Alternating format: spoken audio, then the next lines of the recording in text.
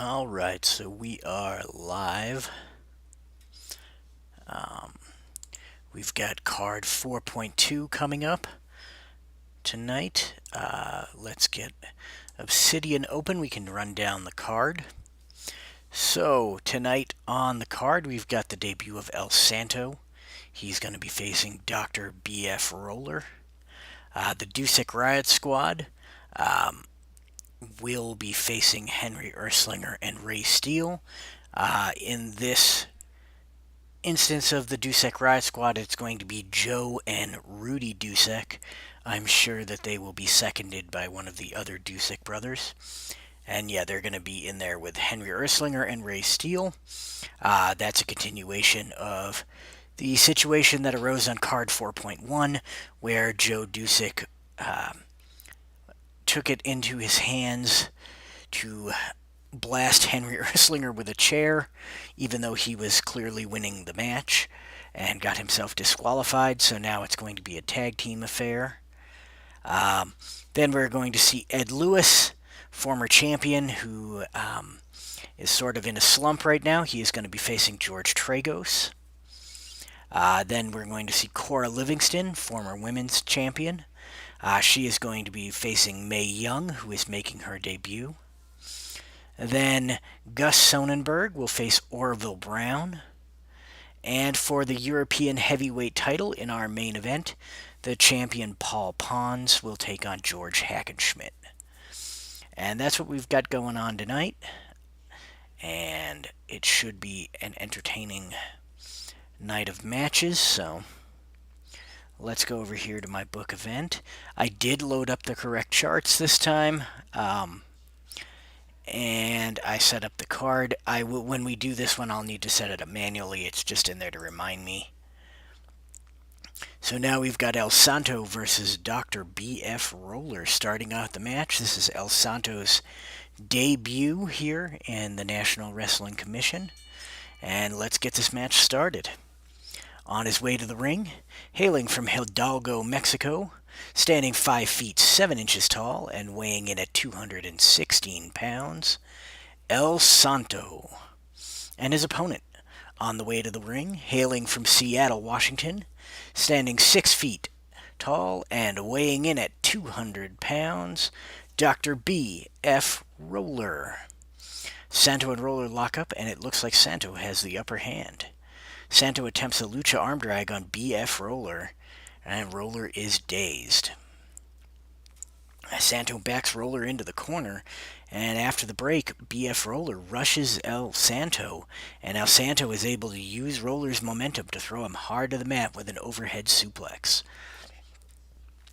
Santo with a tope suicida on B.F. Roller. Roller is down, and Santo hits another tope suicida, and Roller down again. Now Santo with a double armbar pin, but not able to keep Roller down. Roller gets up, he is hurt. Santo with a choice situation.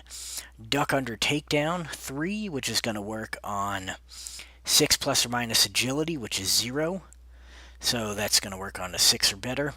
Or front chancery 2, which is going to work 6 plus or minus power, which is 2. So that's 8 or lower. We're going to see the front chancery. But Roller counters that front chancery, and he is going to back Santo into the ropes. Coleman steps in to break up the grapple near the ropes. Both Dr. Roller and Santo break clean to the applause of the crowd. Santo is quick to re-establish control, and he hits another tope suicida on Dr. B.F. Roller. Roller is once again down, and Santo with yet another tope suicida. He is really going hard on that move. Roller is hurt, and now Santo with a slingshot senton, hurting Dr. B.F. Roller. And now Santo, he is going to try for that front chancery again, and he is successful. And Dr. B.F. Roller is hurt. Now Santo with a flying mare, taking Roller down. And then Santo locks in La del Caballero, or Cabello, or whatever. Camel clutch. But my Spanish is not great on the pronunciation side. But yeah. So with a camel clutch, El Santo is victorious. Um, I'm kind of surprised that Roller didn't hold out more. He had no fatigue. He just gave it up quick. No notes for the match. Alright, so this is the Dusek match that I need to actually create myself. So Erslinger and Steele versus the Duseks. Let's go and do that. So we're going to go Dusek. And we've got Rudy and Joe. And we are going to have them seconded by Ernie Dusek. And now we have Erslinger, but not that Erslinger, this Erslinger. And Ray Steele. And that should be the match, and it is. There we go. So let's get this match started. I don't want to add a pre-match event. I just want to start the match. I'm hitting the wrong button. Start the match. On their way to the ring, accompanied by their manager, Ernie Dusek, at a total combined weight of 444 pounds, Rudy and Joe Dusek, the Dusek Riot Squad. And their opponents, on their way to the ring, at a total combined weight of 395 pounds, Henry Erslinger and Ray Steele. Rudy Dusek and Henry Erslinger are starting it off, and they lock up, and it looks like Erslinger gets the upper hand. So Erslinger attempts a boxing jabs on Rudy Dusek. The Duseks could make the illegal switch. That's not going to happen. He could try to tag his partner. Sure, we'll try that. Rudy Dusek makes the tag to Joe Dusek. And Joe Dusek comes in with a headbutt on Henry Erslinger. Erslinger is hurt. Now Dusek attempts a headlock takeover on Henry Erslinger. Erslinger's hurt again. And Joe Dusek with another headlock takeover. And Erslinger is down.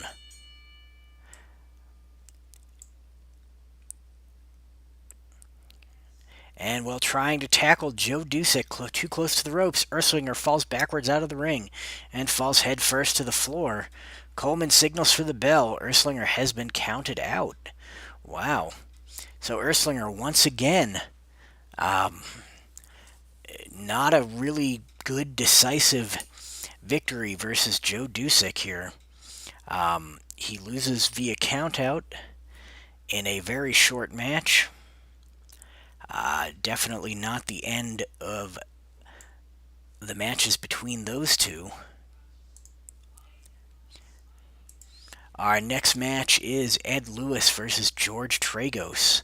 Let's get this one started.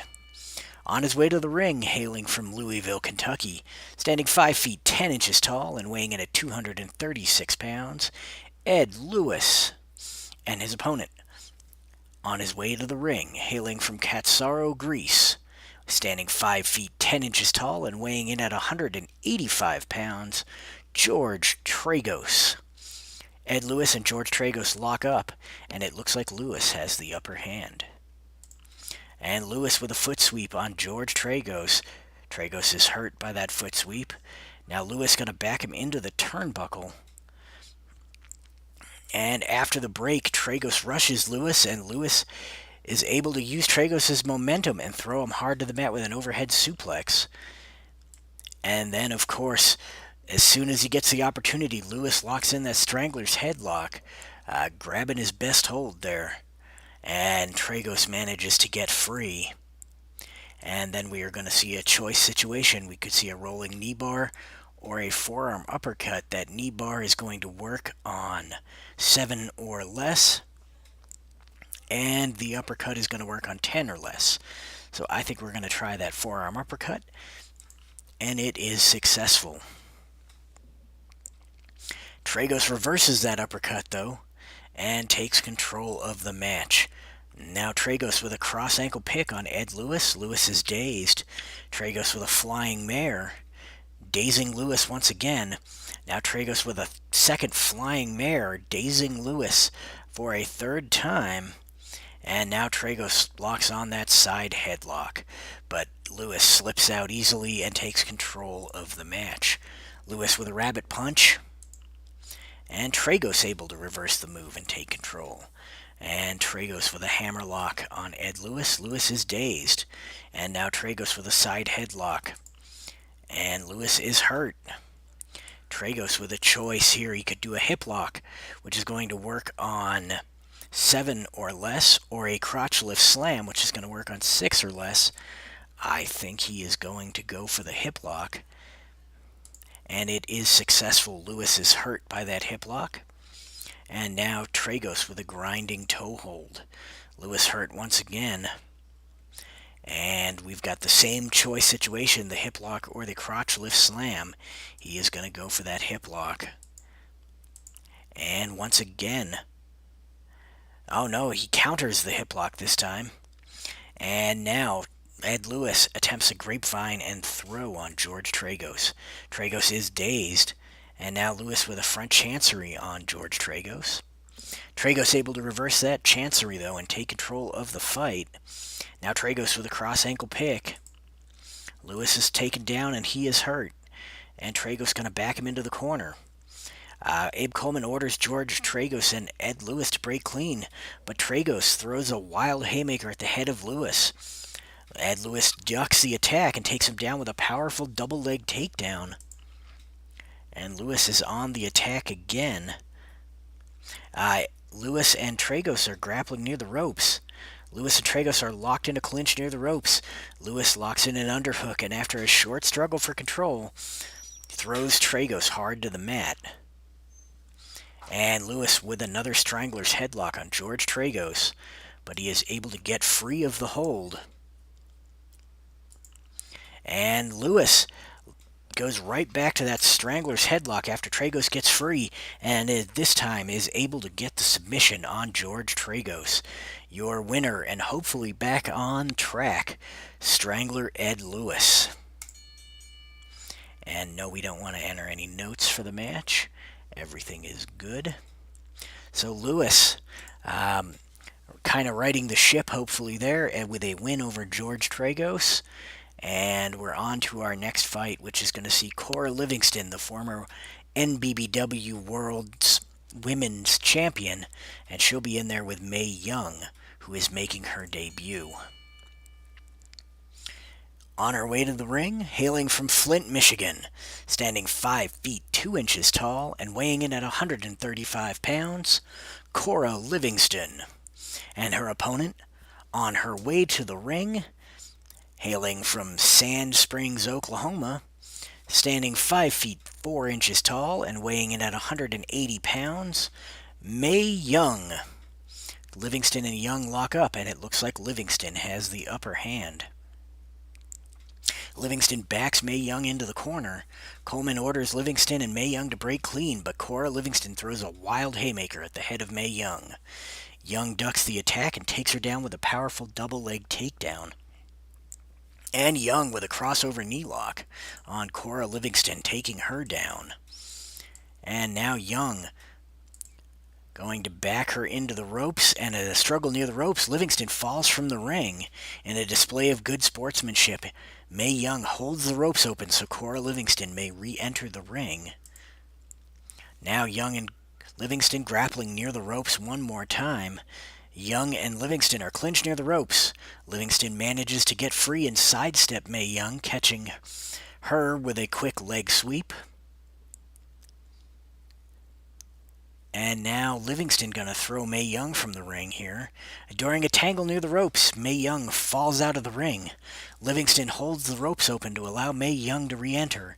As Mae Young steps through the ropes, she shoots in and takes Cora Livingston down with a leg whip. Abe Coleman has a chat with Mae Young about that display of disrespect. Coleman appears to have let Mae Young get away with it, though. Now, we have a choice for Mae Young. She could back Livingston into the corner or attempt a waistlock suplex, which is going to work on 7 or lower, plus or minus the power, which is -2. So I think we are definitely going to see her back her into the corner. Young backs Livingston into the corner. After the break, Livingston rushes Mae Young, and Young is able to use Livingston's momentum to throw her hard to the mat with an overhead suplex. Young attempts a scoop body slam on Livingston. Livingston is hurt. Now Young with a crossover knee lock on Cora Livingston. And Livingston not going to roll out of the ring. And now Mae Young attempts a schoolgirl roll-up on Cora Livingston. Livingston is hurt, but is able to kick out. Young attempts a flying hair mare on Cora Livingston. Livingston hurt once again. Young and Livingston are grappling near the ropes. Young backs Livingston into the ropes. Coleman steps in and breaks it up. The two wrestlers break clean to the applause of the crowd. Cora Livingston is quick to take control of the match. And now, Livingston attempts a stranglehold on Mae Young. And Mae Young is hurt. Now, Livingston gonna back Mae Young into the ropes here. Coleman steps in to break it up after they hit the ropes. Both Livingston and Young all break clean again to the applause of the crowd. The crowd is loving this kind of sportsmanship shown between these two women. Livingston is quick to re-establish control of the match by applying a hammerlock on Mae Young. Mae Young is hurt. Livingston attempts that hammerlock some more. She's really kind of wrenching it in there. Young is down. She's able to take Mae Young down with that hammerlock. And then Livingston moves from the hammerlock to the half Nelson and crotch hold on Mae Young for a pin and is able to get the 1-2-3, defeating Mae Young in her debut. Cora Livingston, former world champion, able to get the better of Mae Young. A 6 was required to kick out, and Young only rolled a 3. We do not need to enter any notes for that one. So, in a quick roll-up sort of victory, Mae Young is defeated by Cora Livingston. And we're going to move on to our semi-final match, which will pit Gus Sonenberg against Orville Brown. And here we go. We've got on his way to the ring, hailing from Ewan, Michigan, standing 5 feet 7 inches tall and weighing in at 200 pounds, Gus Sonenberg. And his opponent, on his way to the ring, hailing from Kansas City, Kansas, standing 6 feet 1 inches tall and weighing in at 240 pounds, Orville Brown. Sonenberg and Brown lock up, and it looks like Sonenberg is going to start this one out. Sonenberg attempts a wrist lock on Orville Brown. Brown, not having any of that, reverses the move, takes control of the match, reversing it and going behind Gus Sonenberg. But Sonenberg says no, reverses that and takes control of the match. And now Orville Brown counters Sonenberg's attempt at a shoulder block by just moving out of the way. Brown attempts a knee bar on Gus Sonenberg, but Sonenberg reverses that and takes control of the match. Sonenberg gonna back Brown into the corner. After the break, Brown rushes Sonenberg, and Sonenberg is able to throw him with an overhead suplex. And now, Sonenberg not going to throw him out of the ring. He's going to choose to roll up here.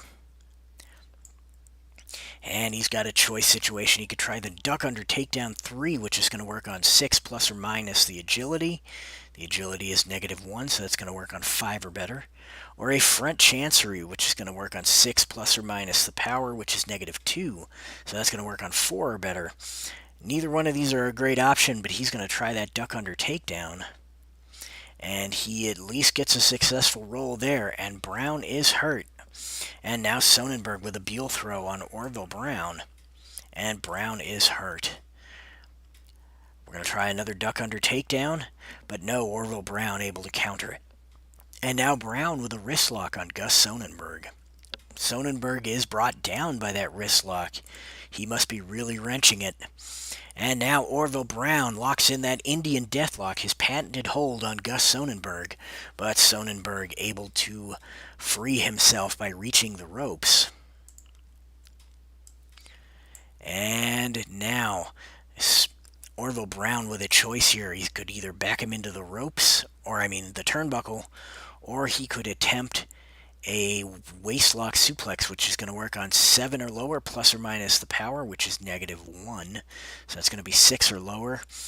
He's going to try it. Brown is going to try that waistlock suplex, and he gets it. And now Sonenberg will be rolling on level 3 defense. Sonenberg is hurt. Now Brown with a wrist lock on Sonenberg. Sonenberg is hurt. Brown attempts a big right hand on Gus Sonenberg. Sonenberg not going to roll out of the ring. And Sonenberg is down. Now Brown attempts that cross-face arm lock on Gus Sonenberg, keeping him down. And now Brown with an octopus stretch on Gus Sonenberg. And Sonenberg not able to free himself as he gives up to the octopus stretch. And this card is flying by. Short matches, surprise endings, not a lot of finishers so far. And here we go with the final match. This match is for the European Heavyweight title, and it's going to pit Paul Pons versus George Hackenschmidt. Pons is your current champion, on his way to the ring, hailing from Sorgues, France, standing 6 feet 5 inches tall and weighing in at 260 pounds. The European Heavyweight champion, Paul Pons, and his opponent, on the way to the ring, hailing from Dorpat, Estonia, standing 5 feet tall, which will need to be fixed. He's 5'9", so standing 5 feet 9 inches tall and weighing in at 230 pounds, George Hackenschmidt. Pons and Hackenschmidt lock up, and it looks like Hackenschmidt has the upper hand. Hackenschmidt attempts a side headlock on Paul Pons, and Pons is dazed. Hackenschmidt with another side headlock, and Pons is hurt. Now Pons taken over by a waistlock suplex by George Hackenschmidt. Oof, that was a horrible delivery there. Hackenschmidt with a waistlock suplex on Paul Pons, and Pons is down. Hackenschmidt attempts a twisting heel lock on Paul Pons, and Pons is hurt. Hackenschmidt with a side leg pickup and slam, and Pons is down one more time. And now Hackenschmidt locks in the Russian bear hug. Pons is able to free himself, and Hackenschmidt goes for the cover. And he is able to pin Paul Pons, but only gets a 1 count. Both Hackenschmidt and Pons tumble to the floor. While out of the ring, a wild brawl erupts. Coleman tries to regain control. Hackenschmidt finally gets the upper hand and rolls Paul Pons back into the ring before returning to the ring himself. And Hackenschmidt with a twisting heel hook on Paul Pons. Pons is hurt. Hackenschmidt attempts a waistlock suplex on Paul Pons. And Pons is down. Now Hackenschmidt with a twisting heel hook again on Paul Pons. Pons is hurt. And we've got a choice situation. A hip lock 2, it's going to work on 8 plus or minus the agility. The agility is 1, so it's going to work on 9 or better. Or the crotchless slam, which is going to work on 8 plus or minus power, which is -4. So that would be a 4 or less. He's going to obviously try that hip lock. And it is successful, and Pons is down once again. And Hackenschmidt with a twisting heel hook again. That also keeps Pons down. And Hackenschmidt with a hammer lock. Pons still down. And Hackenschmidt goes right back into that twisting heel hook. Pons is hurt. And Hackenschmidt with a waistlock suplex. And Pons is hurt once again. We're going to see that hip lock again. And that is successful, and Pons is hurt one more time. Here's another hip lock, and this time Paul Pons is able to counter the hip lock and take control of the match. Pons attempts a face lock and knee lift on George Hackenschmidt. Hack is not going to leave the ring. He is down. And Pons with the guillotine slam on George Hackenschmidt. He only gets a 1 count, though. And now Pons attempts a crushing shoulder smash on George Hackenschmidt. And Hackenschmidt is hurt. And Pons with a shoulder block. And Hackenschmidt hurt once again. And now Paul Pons with a choice situation. And he could either back him into the ropes or a double leg takedown, which is going to work on 7 plus or minus power, which is -3. I think we're going to see him back him into the ropes. And Pons and Hackenschmidt are grappling near the ropes. Pons and Hackenschmidt are locked in a clinch near the ropes. Pons locks in an underhook after a short struggle for control and throws Hackenschmidt hard to the mat. So Pons in control here. And Pons going to attempt that hip lock on George Hackenschmidt, and Hackenschmidt is hurt. And Pons with a face lock and knee lift. Hackenschmidt hurt once again. And Pons grabs him once again in the face lock and lifts the knee. And Hackenschmidt is hurt again. Now he's got the first headlock drive on George Hackenschmidt, trying to take him down. Hackenschmidt is hurt by the attempt, but does not go down. And now Pons with an elbow to the head on George Hackenschmidt. He is hurting. And here is another situation where we're going to see them back into the ropes. Pons and Hackenschmidt are grappling near the ropes. Pons backs Hackenschmidt into the ropes. Coleman steps in to break it up. Both Pons and Hackenschmidt break clean to the applause of the crowd. Hackenschmidt is quick to take control of the match, though. And Hackenschmidt attempts a double leg on Paul Pons. That double leg slam takes Pons down. And Hackenschmidt backs them into the ropes, and as Hackenschmidt barrels Paul Pons into the ropes, both wrestlers fall from the ring. The much larger Paul Pons lands on top of George Hackenschmidt on the floor. Pons is able to get back into the ring, and Hackenschmidt just manages to make it back in before Abe Coleman counts him out. And now Pons with a fishhook suplex on George Hackenschmidt. And Hackenschmidt reverses the move and takes control of the match. And now Hackenschmidt with that hip lock, but Paul Pons counters it. And Pons attempts a drive down slam on George Hackenschmidt. Hackenschmidt is down, and Pons once again with that guillotine slam, still only gaining a 1 count as Hackenschmidt is able to kick out. And Pons going to send Hackenschmidt out of the ring. During a struggle close to the ropes, Hackenschmidt falls from the ring and lands awkwardly on his ankle. After a brief pause, Hackenschmidt climbs back into the ring, obviously still in pain. And now Hackenschmidt taken down with another guillotine slam by Paul Pons. And this time it is successful. The 1, 2, 3. Paul Pons has beaten George Hackenschmidt and retained the European Championship. And apparently that was a 4-star event. I don't have any notes for that match. And that is it for us for tonight. Let's kind of go over what just happened here. A rundown of the card. In the first match, we saw El Santo lock Dr. BF Roller in a camel clutch.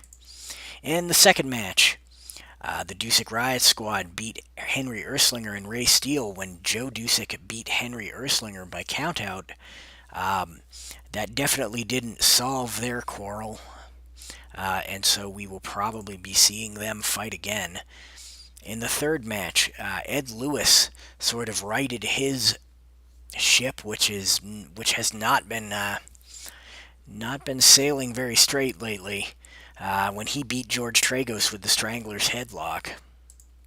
Then in Mae Young's debut, she lost via a half Nelson crotch hold out of nowhere by former World's Women's Champion Cora Livingston.